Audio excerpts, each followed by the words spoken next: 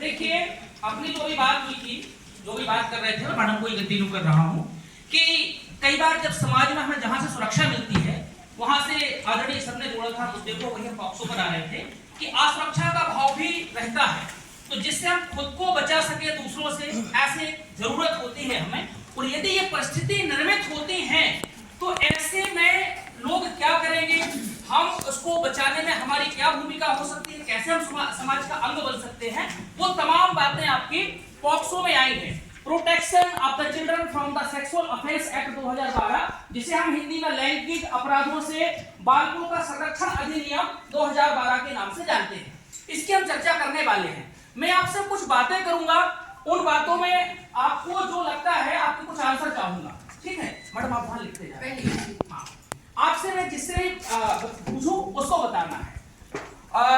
आप किन किन वजहों से, मतलब आंसर जिससे पूछूंगा वो बताएगा, हाथ खड़ा कर सकते हैं। किन किन वजहों से आप अपने आप को असुरक्षित महसूस करते हैं? किन किन वजहों से अपने आप को असुरक्षित महसूस करते हैं? बहुत सारी वजह होती हैं।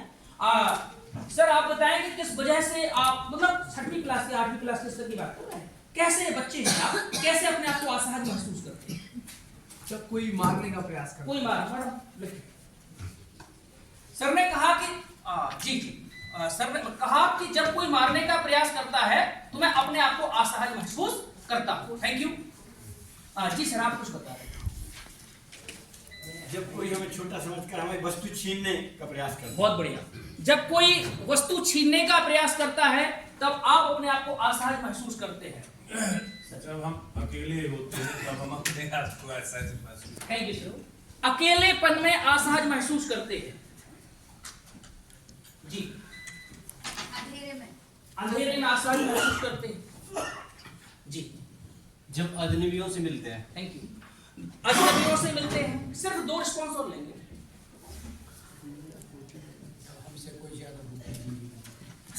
नहीं, बच्चों के स्तर की बात कर रहे हैं सर। लड़कियां तब असहज, आप कब करती हैं? मतलब वही आप लड़की हैं। जब उन्हें कोई लड़के कोई गलत संकेत घूरते हैं। हाँ लिखे पढ़ो। जब लड़के घूरते हैं। हाँ अब सर 8वीं की बात कर रहे हैं तो थोड़ा उसका भी ख्याल रखें। तो वो नजर कैसे घूरते हैं तो हम समझ गए वो नजर कैसे। नहीं सर एक और। बिल्कुल बिल्कुल स्वागत। अब कोई अजनबी बार बार घूरने का प्रयास करता है, अजनबी, तो आप असुरक्षित महसूस करते हैं। जब कोई अजनबी बार बार घूरने का प्रयास करता है। हाँ ठीक है, कोई बीमारियों से। बहुत बढ़िया।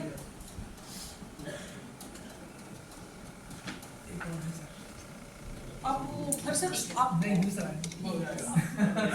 हालांकि क्लास में होते तो मैं आपको मौका देते। आप आगे चलिए, तो हमारा 45 मिनट खत्म हो जाएगा।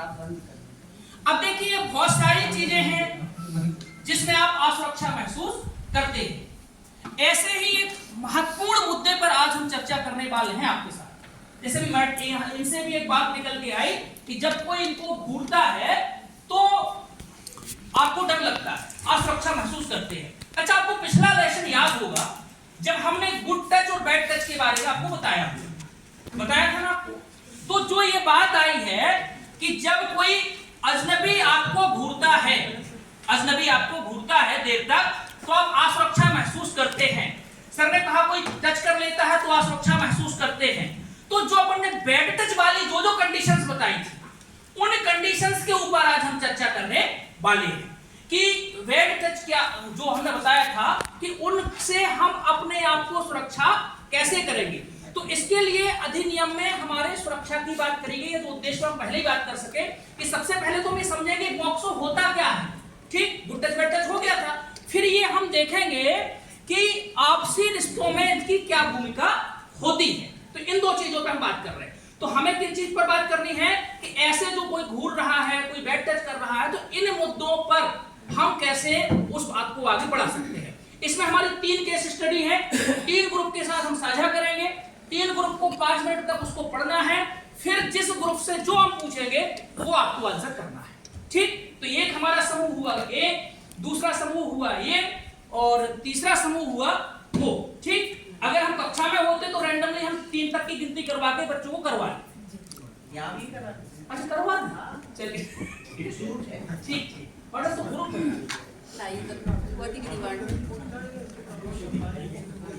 यौन उत्पीड़न की 3 केस स्टडी में आप परिभाषा भी समझ पाएंगे, उनमें जो क्वेश्चन पूछे गए हैं उससे उसका विस्तार भी मिलता है। तो हम केस स्टडी आपको दे रहे हैं, madam case study 1, case study 2 दे दे। अच्छा मेरे पास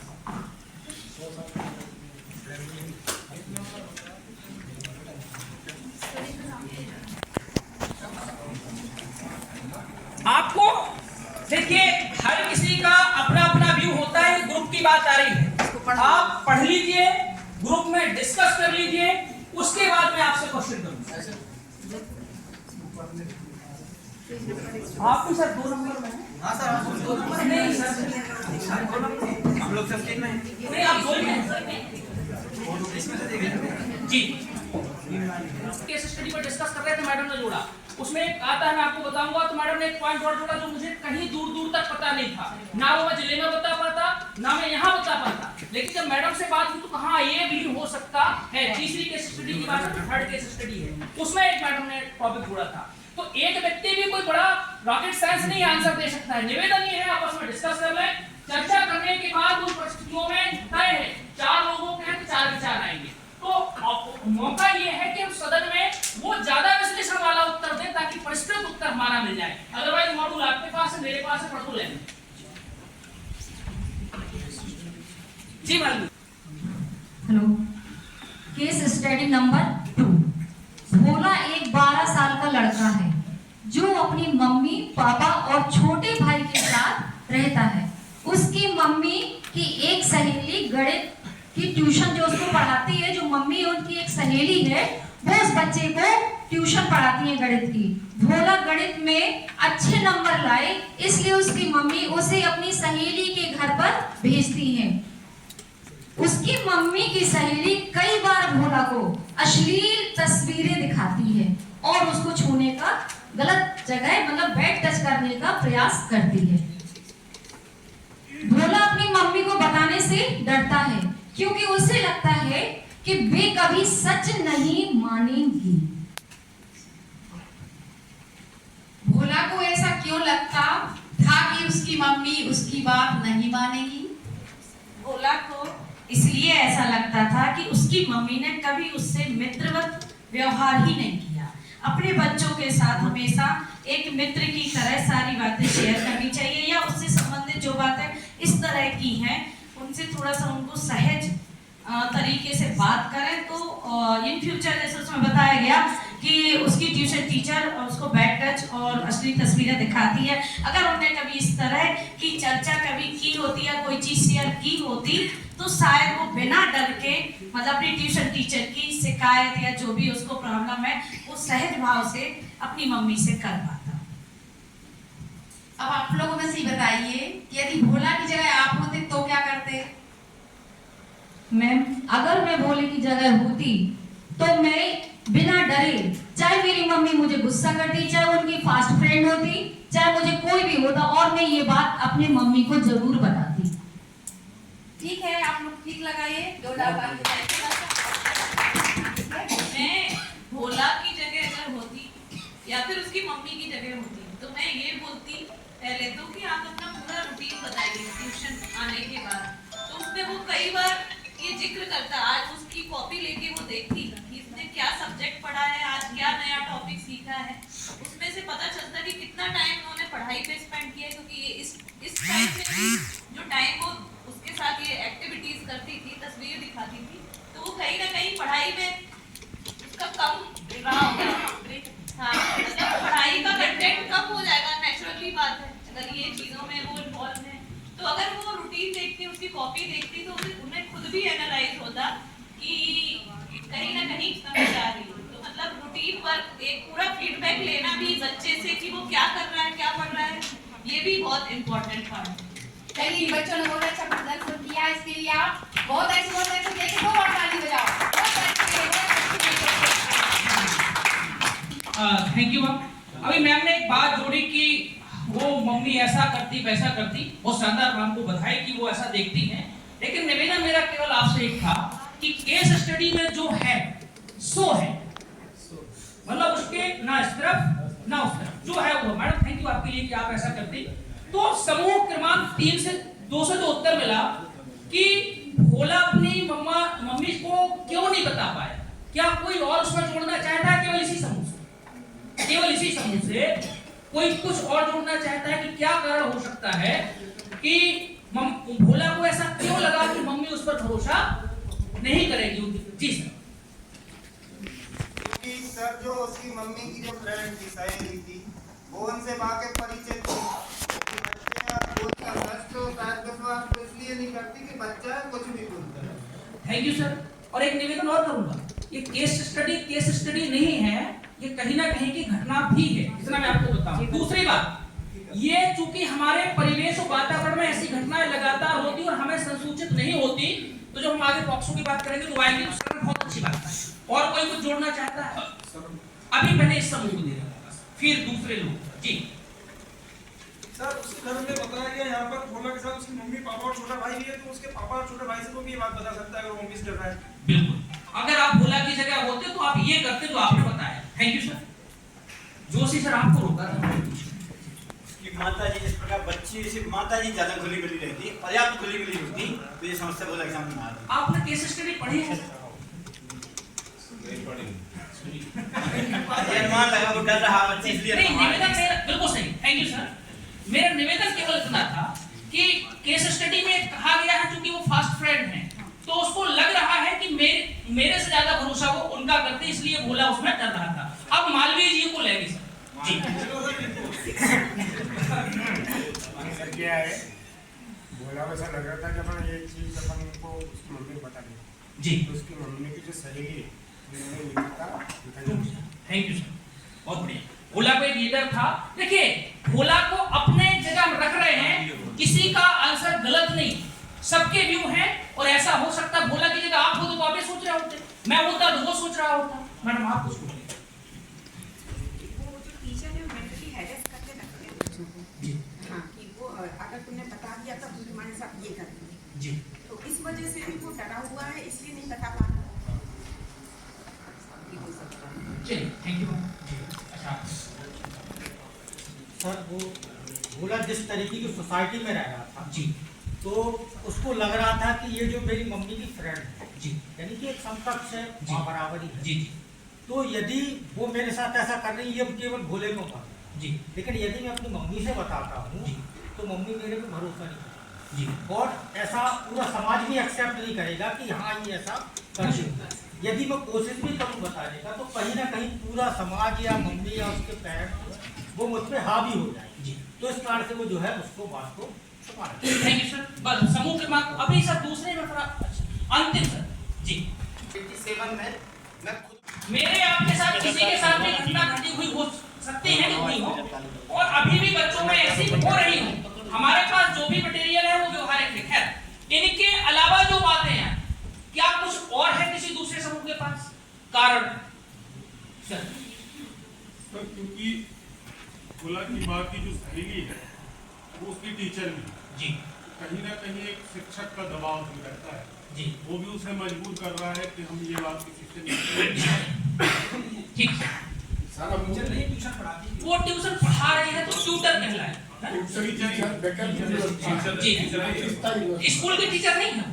परिस्थिति है, केस स्टडी ये कह रही है कि हिंसा, घरेलू हिंसा किसी के साथ हो सकती है, जी, ना कि एक लड़की के साथ। जी, लड़का भी यहाँ हिंसा का शिकार होगा। जी जी, हम बिल्कुल जिस यौन उत्पीड़न की बात कर रहे हैं, सेक्सुअल ऑफेंसेस की, सर वही जोड़ रहे हैं। जी, दूसरी चीज जो हमारा एक जीवन कौशल है अंतर वैयक्तिक संबंध, जी, तो माँ और बच्चे के बीच में जी, जो अंतर वैयक्तिक संबंध होना चाहिए, जी, उसकी कमी थी, उसका अभाव था। इस वजह से भोला अपनी बात सहजता से माता के साथ नहीं कर पा रहा। बिल्कुल ठीक है जी, तो बात थैंक यू सर। आप समूह क्रमांक 2 में नामदेव नाम को हम पूरा का पूरा समूह क्रमांक 2 आपके हिस्सा है। एक जी जी, अब वो आपके पाले में कहना रही है। चलिए, समूह क्रमांक 1 आमंत्रित है, आइए आप लोग। एक 13 साल की लड़की, वह अपने गांव के माध्यमिक स्कूल में पढ़ती है। सोनाली का स्कूल गांव से थोड़ा हटकर बना हुआ है। बीच में कुछ दूरी का सुनसान रास्ता पड़ता है, जहां अक्सर दूसरे गांव के कुछ लड़के आकर खड़े हो जाते हैं और आती जाती लड़कियों पर पपटियां कसते हैं, छींटाकसी एवं गंदे इशारे करते हैं। सोनाली उस रास्ते से आते जाते बहुत डरती है। कभी वह अपनी किसी सहेली को यह बात बता भी देती है तो वो यही कहती है, ये तो लड़कियों के साथ होता ही है, इससे हम कुछ नहीं कर सकते।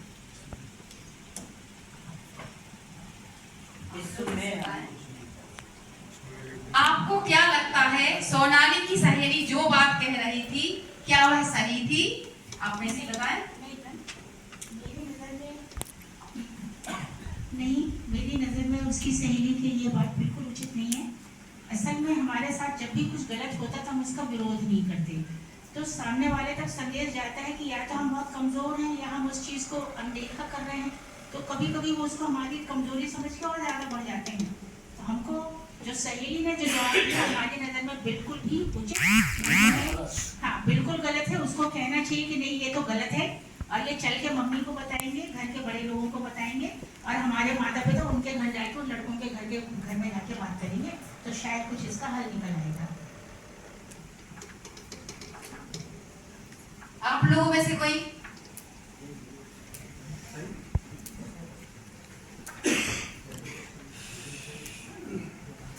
अधिकांश वीमेंस की और मेंस की बात रहती है कि ऐसा हो नहीं सकता, क्या होगा, ऐसा चलता है। लेकिन मैं एक घटना याद आ रही है मुझे, 1980 की बात है, यूएसए की बात है। तो एक माँ जाती है, माँ के सामने उसका बच्चा हाथ पकड़े हुए ट्रक को चलता हुआ चला जाता है, ड्रिंक करे बच्चे को चल देता है। अब वहाँ पे वो माँ अपने बच्चे के यहाँ, हालांकि बॉक्स उससे संबंधित है लेकिन सुरक्षा से भी संबंधित है, तो सुरक्षा के संबंध में बात कर रहे हैं। तो माँ चाहती तो नेगेटिव करके वो ड्राइवर्स को पकड़वा के मारती पीटती कुछ भी करती, बट वो पॉजिटिव वे में लगी इस घटना, खुद का बच्चा सामने मर जाता है। उन्होंने 1980 में मैड संस्था बनाई। मैड संस्था मतलब मदर अगेंस्ट ड्रिंक ड्राइविंग। वो मूवमेंट इतना चला, अमेरिका में इतना चला कि आज वहाँ पर वो विक्टिम सपोर्ट के लिए जाना जाता है। किसी भी विक्टिम की 8.6 मिनट में वहाँ पे हेल्प पहुँच जाती है।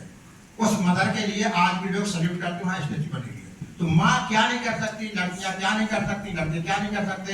असंभव शब्द डिक्शनरी में कहीं कहीं ऐसा है, किसी होता ही नहीं, सब पॉसिबल है। तो 500 की जहाँ तक बात आती है, तो 500 के संबंध में भी सारी बातें, जैसे सर ने कहा था कि लड़कों के साथ निकलता है, 500 में सी जो है, चिल्ड्रन जो है, उसमें बच्ची दोनों आते हैं। तो सभी के साथ ऐसा होता है। तो हम बच्चों के लिए इतना ओपन माइंडेड बनाए कि खुद के बच्चे बोले हमारे साथ एक घटना हुई, भ्रष्टाचार गुटखा के बारे में अपने पेरेंट्स के लिए बता सके। Thank you sir. तो उसको पूर्णता की जो आपने बात कही है, ये बात पूर्णता गलत है आपकी। अगर कोई आपके साथ छिड़खानी करता है या खराब व्यवहार करता है, तो उसकी सबसे पहले अपने माता पिता को हमें सूचना करो या अपने शिक्षक को सूचना। क्या घटनाएं होती हैं, छोटे बच्चों का जो टीनेज के बच्चे होते हैं या छात्राएं होती है, इनका अपने माता पिता से या संपर्क कम होता है, अंतर व्यक्तिगत संबंध बहुत कम होता है। हम लोग उनसे बात नहीं करते, उनसे चर्चा नहीं करते, औपचारिक संवाद नहीं करते, इससे समस्याएं आती है। जैसे मैडम ने बताया कि उनके परिस्थिति 3, वाणी कक्षा 6 में पढ़ने वाली 11 साल की एक लड़की है। उसे स्कूल से घर पहुंचने के लिए पैदल चलकर एक सड़क पार करनी होती है। लौटते वक्त ज्यादा बच्चे उसके साथ नहीं होते हैं। कुछ दिनों से वाणी देख रही है कि वह स्कूल से लौटती है, तब एक अज्ञात व्यक्ति रोज अपनी मारुति वैन लिए हुए रोड पर खड़ा रहता है। उसे देख वाणी को कुछ ठीक नहीं लगता है। देखिए, जब हम कोई चीज वाणी इस तरह की असहज क्यों महसूस कर रही थी? जो गलती हमसे भी होती है। वाणी इसलिए असहज महसूस कर रही थी क्योंकि वो अनजान व्यक्ति था और उसे रोज सड़क पे देखने का जो नजरिया होता है बच्चे उसको आसानी से पहचान जाते हैं कि जो उसको गुड टच और बैड टच हमने पढ़ा है, जो देखने का नजरिया होता है बच्चे उसे आसानी से पहचान जाते हैं। हम अपने विद्यालय में भी ऐसी करते हैं, जो अच्छे माने जो बच्चों के साथ लगाव रहता है शिक्षकों का, बच्चे उसे ज़्यादा पसंद करते हैं, और जिस शिक्षक का या शिक्षिका का लगाव अच्छा नहीं रहता उसे बच्चे आसानी से इग्नोर कर देते हैं। तो ये जो देखने का नजरिया था कि वो हमें उस बच्ची को वाणी को रोज देख रहा था, तो देखने के नजरिए से उसे असहज महसूस होता था, इसलिए उसे ऐसा लगता था। आप लोगों में से कोई इस प्रश्न का उत्तर देगा क्या? समूह क्रमांक 3 में से नहीं। चलिए, क्योंकि वाणी जो है अकेली थी, अगर उसकी सहेली साथ में होती तो वो अपने आप को असहज महसूस नहीं कर सकता, तो एक सहेली साथ में रहती है। ठीक है, सर का कहना ठीक है। हमने तो एक बात का अनुभव भी ऐसे बोल दे रहे हैं, यदि हमारे कंधे पे पर्स टंगा रहता है तो भी हमें ऐसा लगता है कोई हमारे साथ है। तो साथ की भी बहुत महत्ता होती है, जिससे कि हमें मतलब बल मिलता है। अब अगला प्रश्न है, अगर वाणी की जगह आप होते तो क्या करते? यदि वाणी की जगह न होता तो मैं अपने परिवार के सभी सदस्य जो भी है, मम्मी पापा भाई बहन सभी को इससे अवगत कराता, तो जो भी उनको लगता वो हमारी हेल्प करते। इसके अलावा स्कूल में भी स्कूल मैनेजमेंट से भी बात की जा सकती थी। बच्ची चाहती तो स्कूल में बात करती, अपने घर में पेरेंट्स से बात करती, या अपने साथ जो आ रहे जा रहे बच्चे उनके साथ भी वो बात कर सकती। समूह के लिए ताली बजाइए, इन लोगों ने अच्छा प्रस्तुतिकरण किया। और अब हम आपसे कुछ प्रश्न करेंगे। प्रश्न है कि बच्चों के खिलाफ हो रहे यौन शोषण के बारे में कोई कानून बना है क्या? उसके बारे में आपने सुना है? कौन बताएगा? बताइए। पॉक्सो अधिनियम 2012। बहुत अच्छे सर के लिए ताली बजाइए। तो पूरा इसका नाम क्या है? लैंगिक अपराधों से बाल का संरक्षण अधिनियम 2012। बहुत बढ़िया, सर ने भी सही बताया। अब इसमें आयु क्या है? कितने वर्ष तक के बच्चों के लिए बना है? 18 वर्ष तक के बच्चों के लिए, और जिससे कि बच्चों को काफी मतलब मदद मिलेगी। अब तो इसमें BSNL की धारा भी आ गई है। ठीक है, तो उसमें कार्रवाई होती है। अभी जो हमारी